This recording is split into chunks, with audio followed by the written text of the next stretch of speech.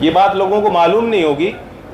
जब आखिरी बार लोकदल से टिकट उन्होंने लिया और लड़े थे, नाम तो नहीं लेना चाहूँगा, उनका सम्मान मैं इतना करता हूँ, लेकिन सब लोग समझ रहे हैं। समझ रहे हैं कि नहीं समझ रहे? जो आखिरी बार लोकदल ने लड़ाया था, यहाँ बैठे हैं पार्टी के सब नेता, बल्कि राजकुमार जी को भी अच्छी तरह पता, उनको चौधरी साहब लड़ाना नहीं चाह रहे थे। मैं और वो और चौधरी साहब तीनों लोग बैठे, आगरा के कुछ नेताओं को बुलाया, बैठक की और बहुत समझाया कि अब चुनाव मत लड़ो, किसी और को मौका दो, लेकिन उन्होंने जिद पकड़ रखी थी। और वो जो भी सोच के आए थे भावुक हो गए और उन्होंने कहा जी मैं भीख मांग रहा हूँ, मैं वादा करता हूँ चौधरी अजीत सिंह जी आपके आगे वादा कर रहा हूँ, आखिरी बार टिकट दे दो, उसके बाद कभी चुनाव नहीं लड़ूंगा, जिसको आप कहो किसी नए आदमी को लड़ा दूंगा। ये उनकी बोली थी। फिर मैंने देखा 2-3 साल की बात है, वो भाजपा में चले गए, सांसद का चुनाव लड़ गए सांसद में, तो उनसे रुका नहीं जाता, ये मैं जानता हूं। लेकिन जो राजकुमार जी कह रहे थे भाई आपसे भी उन्होंने माफी मांग ली, आपने माफ कर दिया, पर मुझे कह रहे थे देखो मैं दिल में कोई बात रखता तो नहीं हूं, मेरे दिल में किसी के लिए कभी कोई कड़वाहट ना रही है, ना मैं उसे रखूंगा, क्योंकि जो अपने मन में दिल में कड़वाहट रखता है वो खुद छोटा हो जाता है, वो सिकुड़ जाता है। मैं जहां हूं मेरा एक दायित्व है, मुझे अपनी व्यक्तिगत हानि और लाभ को नहीं देखना। हम लोग विपक्ष में रहे हैं ना, हम लोगों ने बहुत कुछ सहा है, बीजेपी के कोई कार्यकर्ताओं नेताओं को बुरा नहीं मानना चाहिए। जब तक हम लोग थे, आज जो विपक्ष की धरती है इनकी धरती नहीं है। ये जो तमाम खेती है जिसे काटना चाह रहे हैं, ये लोकदल की मेहनत है। 10 साल लाठी खाई, संघर्ष किए, ये तो आज भी विपक्ष की भूमिका में नहीं है। इन्हें तो लग रहा है कुछ पड़ोस के मिल जाए, हमें पड़ोस के मिल जाए, सजा सजाए थाली इनको मिल जाए 56 भोग, वो लूटना चाह रहे, इन पे कुछ नहीं है। लेकिन लोकदल ने तो पहले ही आ लिए थे, 10 दिन पहले ही। कहाँ है राजकुमार जी? आपको नहीं मालूम या नहीं मालूम? वो तो पहले आ गए थे 10 दिन पहले ही। अच्छा, अब मैंने मना कहा जो हर बारी करते हो इस बार मत करना, पूछ लेना कोई पूछना चाहे तो। दिल्ली आए थे कोठी पे, मैंने मना कर दिया, इनकार कर दिया, नहीं।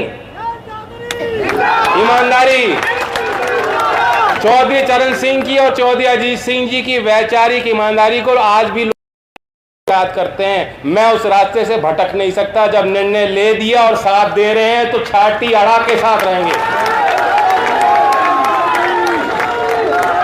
लेकिन वो बाज नहीं आए। क्या कारण है? कोई बात नहीं, तो मैं बता रहा हूं, माफी की बात नहीं, लेकिन हमारे यहाँ तो मैं पहले दरवाजा बंद कर चुका। दरवाजा बंद है भैया। तो आप चिंता ना करो, चर्चा ना करो जी, काम आपने किए हैं और मैं बेहद प्रसन्न हुआ। ये जो आलू का क्षेत्र आपने यहाँ विकसित करने की कोशिश है और पहल की। चौधरी अजीत सिंह जी यहाँ पे आगरा में आलू के निर्यात के लिए एक विशेष केंद्र की स्थापना की मांग चौधरी अजीत सिंह जी ने की थी, और उनकी तमाम कोशिश थी कि सरकारी योजना उसके अंतर्गत बन जाए। और ये विश्व प्रसिद्ध संस्था है। अभी इन्होंने शायद 10 साल पहले चाइना में खोली है, पेरू की संस्था ने, और दूसरा पूरे एशिया के रीजन में, ये दूसरा भारत में खुलने जा रहा है। खुलने को बिहार में भी खुल सकता था, बंगाल में भी बहुत बड़ी खेती आलू की है, वहां भी खोला जा सकता था, बाराबंकी में खोला जा सकता था। ये आपकी पहल है और एक विजन के साथ आपने काम किया, मैं बधाई। और उत्तर प्रदेश में 2 ही ऐसी विश्वविख्यात संस्था है। 2017 में फिलीपींस और IRRI जो इंडियन राइस रिसर्च इंस्टीट्यूट है का केंद्र है, फिलीपींस से करार करके बनारस में स्थापित हुआ। दूसरा यही केंद्र जो उत्तर प्रदेश में खुलने जा रहा है, इसका मैं पूरी उम्मीद मुझे है कि किसानों को भी लाभ मिलेगा।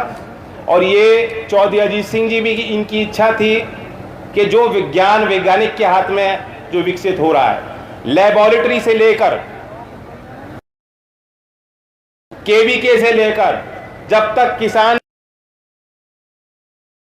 नहीं पहुंचाएंगे उसका लाभ किसानों को नहीं मिल सकता। चौधरी अजीत सिंह जी जब अटल बिहारी वाजपेयी जी प्रधानमंत्री थे, वो कृषि मंत्री थे, और उनके कार्यकाल में इसीलिए कृषि वैज्ञानिकों को के लिए हमेशा उन्होंने काम किया।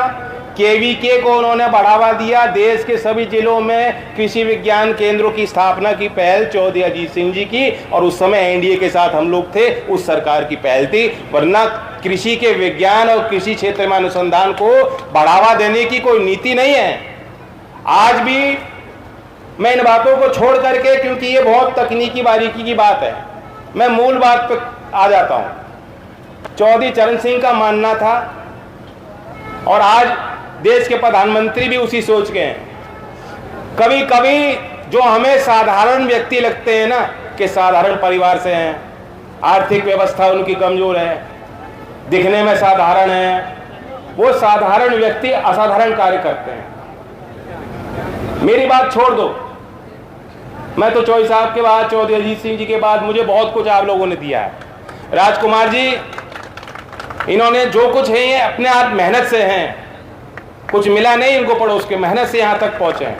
हमारे डॉक्टर राजकुमार सांगवान जी बागपत के, इन्होंने बचपन में अपने घर वालों को कह दिया था कि मुझसे कोई उम्मीद मत रखना, मैं अपना जीवन समाज के लिए समर्पित करता हूं, और घर और गांव को छोड़ करके निकल गए थे चौधरी चरण सिंह की विचारधारा को बढ़ाने को। तो साधारण है दिखने में, लेकिन ये असाधारण साहस का काम है। जिस तरह से एक साधारण किसान परिवार का व्यक्ति, एक नौजवान जो आर्मी में जाता है और शहादत भी देने को सबसे बड़ी कुर्बानी देने के लिए तैयार हो जाता है, ये असाधारण साहस का काम है। तो ये ना सोचे साधारण व्यक्ति भी असाधारण कार्य कर सकते हैं, ये चौधरी साहब की, चरण सिंह जी की सोच थी। इसलिए जमीन की, गांव की मिट्टी के सुगंध को पसंद करने वाले, खेती को समझने वाले लोग, किसान की भाषा बोलने वाले लोगों को ऐसे मन सजा सजा कर चौधरी चरण सिंह ने नुमाइंदा बनाया। और आज देश के प्रधानमंत्री भी बारीकियों पे नजर रखते हैं। सितंबर 2000 पिछले साल उन्होंने प्रधानमंत्री विश्वकर्मा योजना